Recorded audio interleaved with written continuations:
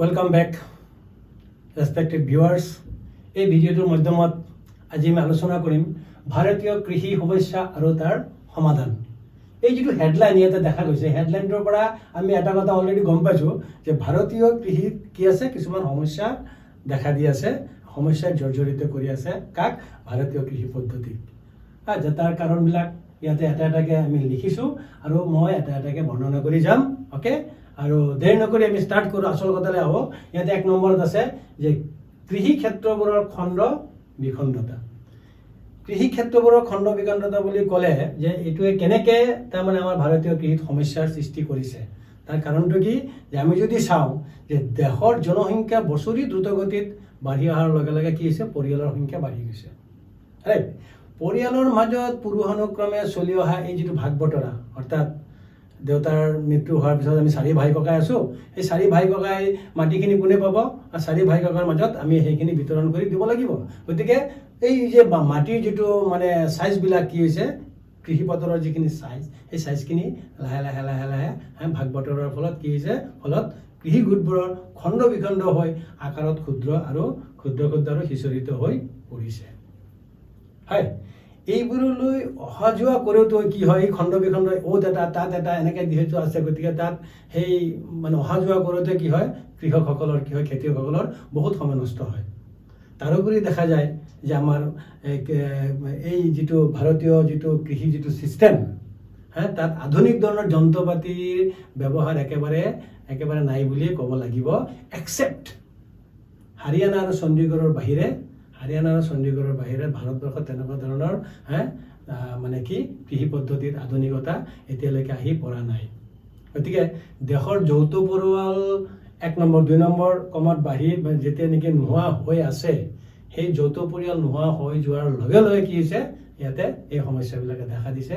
মাটিবিলাকৰ size মানে সৰু হৈ আহি আছে, য'ত নেকি মানে কি আমি আধুনিক কৃষি পদ্ধতি আমি কি কৰিব নোৱাৰোঁ, লাগু কৰিব নোৱাৰোঁ। এইখিনি হ'ল এটা 1 নম্বৰ। আচ্ছা, এই সমস্যাটোৰ পৰা সমাধান পাবৰ কাৰণে আমি কি কৰিব পাৰোঁ? যে সমবায় ভিত্তিত যিহেতু কৃষি মানে মাটিবিলাক একদম সৰু, গতিকে সমবায় ভিত্তিত যদি আমি কৃষি কৰোঁ, অৰ্থাৎ মানে কি হ'ব, কেইবাজন মানুহে যেতিয়া একেলগত গোট খাব, তেতিয়া কি হ'ব, মাটিৰ চাইজটো ডাঙৰ হ'ব আৰু তাত আমি কি কৰিব পাৰিম, তাত আমি মেকানাইজেশ্যন কৰিব পাৰিম। নম্বৰ 2, মৌচুমী বায়ুৰ ওপৰত নিৰ্ভৰ। মৌচুমী বুলি ক'লে মৌচুমী এজনী ছোৱালীৰ নাম আমাৰ ইণ্ডিয়ান লিটাৰেচাৰত, কিন্তু মৌচুমী বায়ু মানে এজাক বতাহ, নিয়মিত বতাহ, এটা সাময়িক বতাহ। এই বতাহৰ ওপৰত আমি কেনেকৈ নিৰ্ভৰ কৰোঁ, আমাৰ কৃষি কেনেকৈ নিৰ্ভৰ কৰে দেই। আমি জানো যে ভাৰতীয় কৃষি প্ৰকৃতিৰ দয়াৰ ওপৰত নিৰ্ভৰ কৰি ভাৰতীয় কৃষকসকলে খেতি কৰি আছে। প্ৰকৃতি বুলি কিয় কৈছোঁ? এই যিটো মৌচুমী বায়ুৰ ফলত বৰষুণ হয়, সেইটো কোনো মানুহে, কোনো প্ৰধানমন্ত্ৰীয়ে বা ৰাষ্ট্ৰপতিয়ে বা আমাৰ কি বুলি কয় চিফ মিনিষ্টাৰে এইটো আনি দিব নোৱাৰে। এইটো কেনেকৈ আহে? যেতিয়া নেকি ল' প্ৰেছাৰ হাই প্ৰেছাৰ হয়, সেইটো আকৌ বেলেগ চেপ্টাৰ আমি বাৰু পিছত আলোচনা কৰিম। বাই এনি মিনছ আমি এতিয়া কথাটো এইটোৱে বুজি পালোঁ যে ভাৰতীয় কৃষি প্ৰকৃতিৰ ওপৰত নিৰ্ভৰশীল। আচ্ছা, এই প্ৰকৃতি বুলি ক'লে এইটো মানে কি মৌচুমীৰ পৰা বৰষুণ হয়। এতিয়া এই বৃষ্টিপাত মৌচুমীৰ পৰা হয়, কিন্তু ইণ্টাৰেষ্টিং কি, এই মৌচুমী বতাহ সময়মতে নাহে। কেতিয়াবা মৌচুমী বতাহ সোনকালে আহি যায়, কেতিয়াবা মৌচুমী বতাহ দেৰিকৈ আহে। সোনকালে আহিলেও প্ৰব্লেম, দেৰিকৈ আহিলেও প্ৰব্লেম, কাৰণ মৌচুমীয়ে কাৰো ঠিকা লৈ ইয়াতে বহি থকা নাই যে মই আহি পেলাই ইণ্ডিয়াৰ খেতিপথাৰত মই পানী যোগান ধৰিম, বৰষুণ দিম, তেনেকুৱা ধৰণৰ কোনো ঠিকা লোৱা নাই। এইটো নেচাৰৰ কথা। এই নেচাৰেলি যেতিয়া হ'ব, সি আগতে হ'ব পাৰে, পিছতো হ'ব পাৰে। গতিকে এই যিটো প্ৰব্লেম, এই প্ৰব্লেমটোৰ কাৰণে কি হৈছে যে দেশখনৰ বহুতো অঞ্চলত কেতিয়াবা বানপানী হয়, কেতিয়াবা খৰাং বতৰ হয়, আৰু সেইখিনি কৰি পেলাই কি হয়, খেতি বাতিবিলাক নষ্ট হৈ আছে। এইটো এটা 2 নম্বৰ সমস্যা আৰু এইটো ডাঙৰ সমস্যা দেই। মৌচুমী অবিহনে ভাৰতীয় কৃষকসকলে খেতি কৰিব নোৱাৰা হৈ আছে এতিয়ালৈকে, কাৰণ তাতে জলসিঞ্চনৰ ব্যৱস্থা খুব কম। মই যে কৈছিলোঁ যে পাঞ্জাৱ আৰু হাৰিয়ানাৰ বাহিৰে এই পদ্ধতিটো এতিয়ালৈকে চালু হোৱা নাই। এতিয়া এই সমস্যাটো যদি আমি সমাধান কৰিব যাওঁ, তেতিয়াহ'লে আমি দেশখনৰ জলসম্পদৰ মুখ্য উৎস যিবিলাক নদ নদী, সেইবিলাক বৈজ্ঞানিক পদ্ধতিৰে নিয়ন্ত্ৰণ কৰি বহুমুখী নদী উপত্যকাৰ যোজনা হাতত লৈ বানপানী নিয়ন্ত্ৰণ আৰু তেনেকৈ জলসিঞ্চনৰ ব্যৱস্থা আমি যদি কৰি দিব পাৰোঁ তেতিয়াহ'লে কি হ'ব? তেতিয়াহ'লে এই সমস্যাৰ কিছু পৰিমাণে সমাধান হ'ব। নাম্বাৰ 3, আও পুৰণি কৃষি পদ্ধতি। তাৰমানে এই মান্দাতা যুগৰ যিটো কৃষি পদ্ধতি, সেই কৃষি পদ্ধতিটো কেনেকুৱা যে আমি জানো যে ভাৰতৰ কৃষি উৎপাদন হ্ৰাস পোৱাৰ আন এটা ডাঙৰ কাৰণ হ'ল কি যে দেশখনৰ আমাৰ এই আও পুৰণি কৃষি পদ্ধতি, ৰাইট? ভাৰতত কৃষি কাৰ্য সম্পাদনৰ প্ৰধান আহিলা হ'ল কাঠৰ নাঙলখন আৰু স্বাস্থ্যহীন গৰু আৰু ম'হ এহাল। মানে মেক্সিমাম দেই, গৰু মানে আজিকালি মাইকী গৰু দিয়ে আমি হাল বোৱা বেছি দেখা পাওঁ। গতিকে কেৱল জীৱ জন্তু শক্তি হিচাপে ব্যৱহাৰ কৰি যদি কৃষিৰ উৎপাদন বঢ়োৱাটো সম্ভৱপৰ হয় জানো? নহয়, কাৰণ ইহঁতৰ ক্ষমতা সীমিত। গৰু এহালে কিমান হাল বাব পাৰে? গৰু এহালৰ লগত আমি ট্ৰেক্টৰ বা আমি মানে কি কম্পেয়াৰ কৰিব পাৰিম নেকি? নোৱাৰোঁ। সিহঁতে বহুত ধীৰ গতিত, কাৰণ জন্তু জীৱ যিহেতু তাৰ এটা কি থাকিব? লিমিটেশ্যন থাকিব। গতিকে এতিয়া যদি আমি চাওঁ যে ইয়াৰ বিপৰীতে যুক্তৰাষ্ট্ৰ, ৰাছিয়া, জাপান, UK এইবিলাকত আধুনিক যন্ত্ৰ পাতিৰে খেতি বাতি কৰি পেলাই তেওঁলোকে কি কৰি আছে? গোটেই উৎপাদনৰ মানে যিটো নেকি ষ্ট্ৰাকচাৰটো চেঞ্জ কৰি দিছে। আৰু আমাৰ ইয়াত কি হৈছে যে কৃষি সমস্যাৰ যিটো নেকি উৎপাদন, এই উৎপাদন আশানুৰূপ ৰূপে হোৱা নাই। আমি যদি ইকনমিক্সৰ ভাষাত ক'ব যাওঁ, ইয়াত কি হৈছে যে ল অফ ডিমিনিশ্বিং ৰিটাৰ্ণ, তাৰমানে ক্ৰমহ্ৰাসমান উৎপাদন বিধি কি হৈছে ইয়াতে আমাৰ খেতি পথাৰত প্ৰযোজ্য হৈছে। উপযুক্ত খাদ্যৰ অভাৱত কি হৈছে? খেতিয়কসকলৰ এই নাঙল টনা গৰু বা ম'হ হালৰ অৱস্থাও আচৰিত ধৰণে শোচনীয়। যি পৰিমাণে ঘাঁহ লাগে বা খাদ্য লাগে সেইখিনি দিব পৰা নাই, কাৰণ কৃষকসকলে নিজৰ এই অৱস্থা চাব নোৱাৰে, তাতে সেই নাঙলৰ বা কি বুলি কয় ম'হৰ বা গৰুৰ মানে কথা কেনেকৈ চিন্তা কৰিব। ইয়াৰ ফলত কৃষকসকলে খেতি পথাৰত ভালদৰে চহাব নোৱাৰে আৰু কৃষিৰ উৎপাদন বৃদ্ধি নহয়। এইখিনি 3 নম্বৰ যিটো সমস্যা, আও পুৰণি কৃষি পদ্ধতি, এই সমস্যাটোৰ পৰা আমি ৰেহাই পাব হ'লে আমি কি কৰিব লাগিব? এই যিটো মান্দাতা যুগৰ যিটো নাঙল জীৱ জন্তু লৈ পেলাই যিটো সেইখিনি বাদ দি যন্ত্ৰচালিত বা যন্ত্ৰপাতি আৰু শক্তি প্ৰয়োগ কৰি মেকানাইজেশ্যন কৰি পেলাই আমি কি কৰিব লাগিব? কৃষিৰ গুৰুত্ব মানে উৎপাদন আমি বঢ়াব লাগিব। 4 নম্বৰ,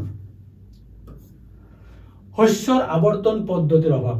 শস্যৰ আৱৰ্তন বুলি ক'লে থুলমূলকৈ কথাটো এনেকুৱা যে আমি এটা কথা দেখা পাওঁ যে ভাৰতীয় কৃষকসকলৰ মাজত শস্যৰ আৱৰ্তন মানে এইটো হ'ল কি ক্ৰপ ৰোটেশ্যন, ইংলিছত কয় ক্ৰপ ৰোটেশ্যন। তাৰমানে এটা শস্যৰ মানে চহাব সময় হোৱাৰ লগে লগে আৰু এটা শস্য লগাই দিব পৰা যায়, তেনেকুৱা ধৰণৰ যিটো ক্ৰপ ৰোটেশ্যন। তাৰমানে ফিল্ডখন খেতি পথাৰটো কেতিয়াও মানে কি নহয় আমাৰ মানে খালী হৈ নাযায়।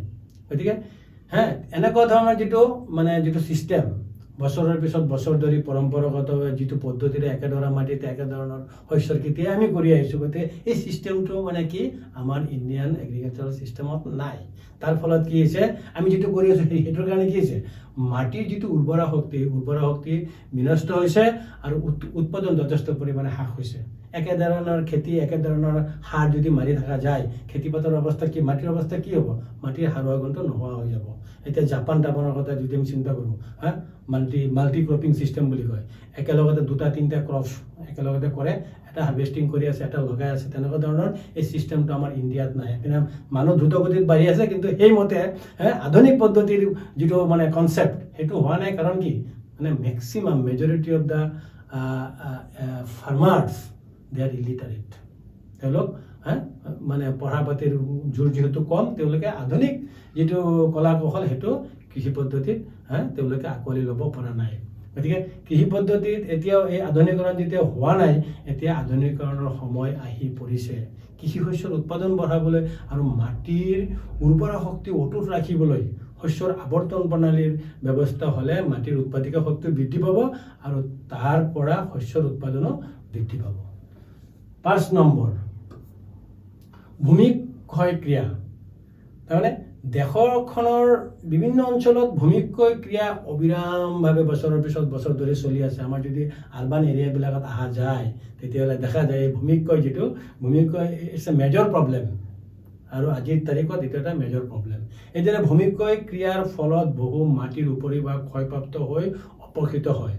মাটিৰ উৰ্বৰা শক্তি হ্ৰাস পায়, বহুতো ক্ষেত্ৰত মাটি কৃষি কাৰ্যৰ অনুপযোগী হৈ পৰে আৰু শস্যৰ উৎপাদন কি হয় লাহে লাহে কমি যায়। গতিকে এই সমস্যাটোৰ পৰা আমি হাত সাৰিব হ'লে আমি কি কৰিব লাগিব, দেশত ভূমিক্ষয় ক্ৰিয়া ৰোধ কৰাটো অত্যন্ত প্ৰয়োজন হ'ব। মোষ্ট ইম্পৰ্টেণ্ট হ'ব এইটো। ভূমিক্ষয় বন্ধ কৰিব পাৰিলেহে মাটিৰ উৰ্বৰা শক্তি বাঢ়িব আৰু কৃষি উৎপাদনো কি হ'ব বৃদ্ধি পাব। ভূমিস্বত্ব ব্যৱস্থা, ভূমিস্বত্ব ব্যৱস্থা বুলি ক'লে এইটো কেনেকুৱা হ'ব যে ভাৰতত প্ৰচলিত যিটো ভূমিস্বত্ব ব্যৱস্থা মানে অতীত কালৰ পৰাই কৃষিৰ উন্নতিত বাধা প্ৰদান কৰি আহিছে। এইটো আজিৰ এটা নতুন কথা নহয়। বিশেষকৈ ব্ৰিটিছ শাসনৰ সময়ছোৱাত দেশৰ জমিদাৰী প্ৰথা উদ্বোধৰ লগে লগে কৃষকসকলে জমিদাৰসকলৰ অনুগ্ৰহতহে কৃষি কাৰ্য সম্পাদন কৰিবলৈ হৈছিল বাবে কৃষক সমাজৰ মাজত কৰ্মৰ প্ৰেৰণা কমি আহিছিল। ফলস্বৰূপে শস্যৰ উৎপাদন হ্ৰাস পাবলৈ ধৰিলে। গতিকে এই ভূমিস্বত্ব যিটো ব্যৱস্থা, এই ব্যৱস্থাটো কি কৰিব লাগিব, আমি কি কৰিব লাগিব, এইটো নোহোৱা কৰিব লাগিব। কৃষকসকলৰ অশিক্ষা, অন্ধবিশ্বাস আৰু পিছপৰা অৱস্থা, এইটো মই অলৰেডি কৈছোঁ। এইটো কেনেকুৱা যে আমাৰ ফেমিলিত ধৰি লোৱা হ'ল ৩-৪জন ভাই ককাই আছে, তাৰে মাজত যাৰ শিক্ষা আটাইতকৈ কম তেওঁ কি কৰিব, খেতি কৰিব। মই জাষ্ট এটা কথা কৈছোঁ, হয় নে নহয় কথাটো? গতিকে ভাৰতৰ কৃষকসকল অশিক্ষিত, সেইটোৰ কাৰণে ভাৰতীয় কৃষকসকল অশিক্ষিত, তেওঁলোক অজ্ঞ, তেওঁলোক অন্ধবিশ্বাসী। অন্ধবিশ্বাসটো কিয় হৈছে যে যেতিয়া শিক্ষাৰ পোহৰটো পৰিব তেতিয়া অন্ধবিশ্বাসটো কমি যায় মানুহৰ। আৰু ৰক্ষণশীল হোৱাৰ বাবে কৃষিকাৰ্য সম্পাদনৰ ক্ষেত্ৰত তেওঁলোকে আধুনিক যন্ত্ৰপাতি ইউজ কৰিব পৰা নাই, কাৰিকৰী কৌশল তেওঁলোকে প্ৰয়োগ কৰিব পৰা নাই। এই যিটো ধাৰণা, সেই ধাৰণাত তেওঁলোকৰ কোনো ধৰণৰ কোনো নলেজ নাই। ফলত দেশখনত এতিয়া কি হৈছে, বিজ্ঞানসন্মতভাৱে কৃষি কাৰ্য সম্পাদন কৰা হোৱা নাই, এক্সেপ্ট পাঞ্জাৱ এণ্ড হাৰিয়ানা। সেইবাবে দেশত কি হৈছে, উৎপাদন কমি আছে। সেই মান্দাতা যুগৰ কৃষি পদ্ধতি যদি অৱলম্বন কৰি থাকে, এনেকুৱা ধৰণৰ অন্ধবিশ্বাস হৈ থাকে, নানান ধৰণৰ হয়, তেতিয়াহ'লে কি হ'ব, উৎপাদন কমি থাকিব। সেইখিনিৰ কাৰণে কৃষি শিক্ষা সম্প্ৰসাৰণৰ খুব আৱশ্যক। তেতিয়া অন্ধবিশ্বাস দূৰ হ'ব, অজ্ঞতা দূৰ হ'ব আৰু কৃষি পদ্ধতিত কি হ'ব, ছাকচেছফুলি তাৰ উৎপাদন হ'ব। নেক্সট আছে অৰ্থৰ অভাৱ। এইটোতো স্বাভাৱিক কথা। আটাইতকৈ দুখীয়া মানুহ হ'ল আমাৰ কৃষক। আৰু ইণ্ডিয়াত interestingly more than 70 to 75% of the total population তেওঁলোক কি হয়, they are basically engaged in agriculture. They are known as farmers. তেওঁলোকক ফাৰ্মাৰ বুলি কয়, কৃষক বুলি কয়। কিন্তু এই কৃষকৰে অৱস্থা, অৰ্থনৈতিক অৱস্থা আটাইতকৈ শোচনীয়। গতিকে এই যে শোচনীয় অৱস্থা, তেওঁলোকৰ শোচনীয় অৱস্থাৰ কাৰণে য'ত নেকি অৰ্থৰ অভাৱ, তাতে কি হ'ব, স্বাস্থ্যৰো অভাৱ হ'ব, স্বাস্থ্য ভাল নহ'ব। কিন্তু তেওঁলোকে অযোগ্য নহয়। তেওঁলোকৰ এই শোচনীয় অৱস্থাৰ বাবে দায়ী আচলতে তেওঁলোকৰ এই দৰিদ্ৰতাহে। তেওঁলোকৰ যদি এই দৰিদ্ৰতাটো নাথাকিলে হয়তো তেওঁলোকে এক্টিভলি কাম কৰিব পাৰিলে হয়। অধিকাংশ কৃষকৰে আকৌ কি আছে, কি হৈছে, মাটি নাই। তেওঁলোকে কি কৰে, সেইকাৰণে মহাজনৰ ওচৰত ধাৰ লয়, ধাৰ লৈ পেলাই তেওঁলোকে তেওঁলোকৰ কামখিনি কৰে। গতিকে কেতিয়াবা আকৌ যেতিয়া মৌচুমী যেতিয়া টাইমলি নাহে, খেতি নহয়, তেতিয়া এই ধাৰৰ বোজাটো কি হয়, আৰু বাঢ়ি যায়।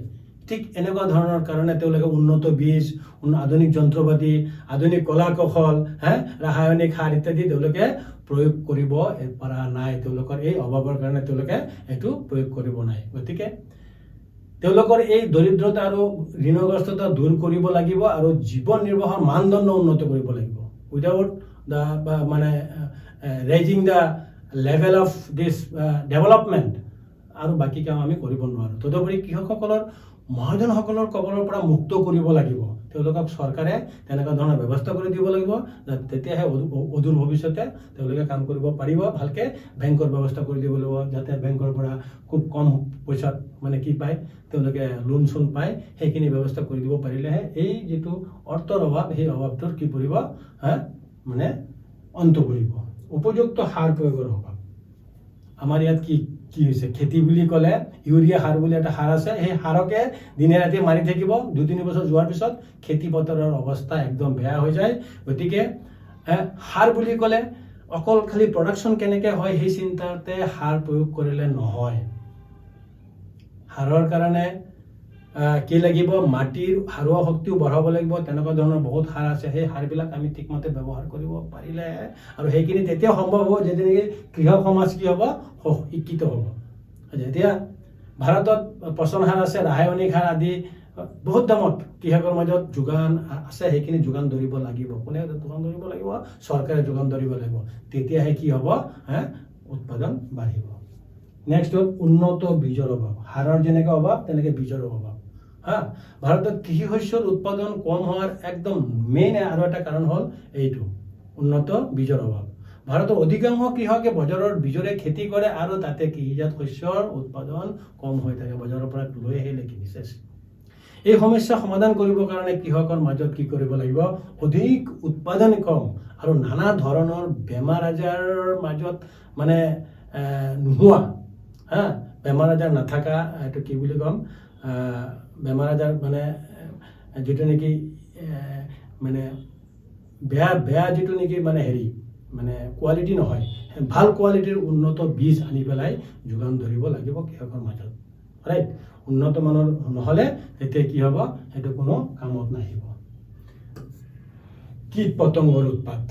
ভাৰতত বহুতো অঞ্চলত অনেক সময়ত নানা ধৰণৰ কীট পতংগ আৰু বেমাৰ আদিয়ে খেতিৰ ওপৰত আক্ৰমণ কৰি থকাটো এইটো নহওঁতে এইটো নতুন কথা নহয়, এইটো মানে পৰম্পৰাভাৱে চলি আছে। গতিকে দেশৰ খেতি পথাৰবোৰত যাতে কীট পতংগই বা বেমাৰ আদিয়ে শস্য নষ্ট কৰিব নোৱাৰে, তাৰ বাবে কৃষকসকলৰ মাজত কি কৰিব লাগিব, কীটনাশক ঔষধ আদি যোগান ধৰিব লাগিব সময়ে সময়ে। আৰু সেইখিনি কোনে কৰিব লাগিব? চৰকাৰে কৰিব লাগিব, কিছু কম দামত কৰিব লাগিব। তেতিয়াহে তাৰ কাৰণে কি হ'ব, last but not the least, সেইটো হ'ল কি, বজাৰৰ অভাৱ। শস্য যদি উৎপাদন কৰাৰ পিছত সেই শস্য বজাৰত বিক্ৰী কৰিব নোৱাৰে, কি হ'ব? কোনো কামেই নাই।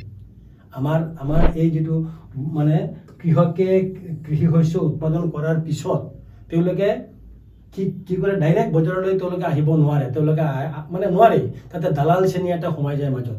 আটাইতকৈ বেছি প্ৰফিট খায় এই দালাল শ্ৰেণীটোৱে, যাৰ কাৰণে বজাৰৰ এই অভাৱৰ মানে সেই কাৰণে কি হয়, কি বজাৰলৈ আহোঁতে সেই দালাল শ্ৰেণী যেতিয়া আহি পেলাই মাজত সোমাই যোৱাৰ লগে লগে আমি যিবিলাক গ্ৰাহক, আমি যিবিলাক গ্ৰাহক আছোঁ, এই গ্ৰাহক শ্ৰেণীৰ কি হয়, আমি গ্ৰাহক শ্ৰেণীৰ বস্তুটো বহুত বেছি দামত আমি কিনিব লগা হয়। গতিকে এই যিটো দালাল শ্ৰেণী আছে, দালাল শ্ৰেণীটোক তাৰ মাজৰ পৰা, ইয়াৰ এই দুটাৰ মাজৰ পৰা যিটো দালাল, সেই দালাল শ্ৰেণীটোক কি কৰিব লাগিব, জিন্দগী কে লিয়ে নোহোৱা কৰিব লাগিব।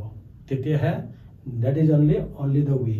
আৰু তেতিয়াহে কি হ'ব, ভাৰতীয় কৃষি সমস্যাবিলাকৰ কিছু পৰিমাণে লাঘৱ হ'ব বুলি ভাবা যায়। এইখিনিয়ে। গতিকে যদি ভাল লাগিছে ভিডিঅ'টো শ্বেয়াৰ কৰিবা। Thank you very much for ৱাচিং।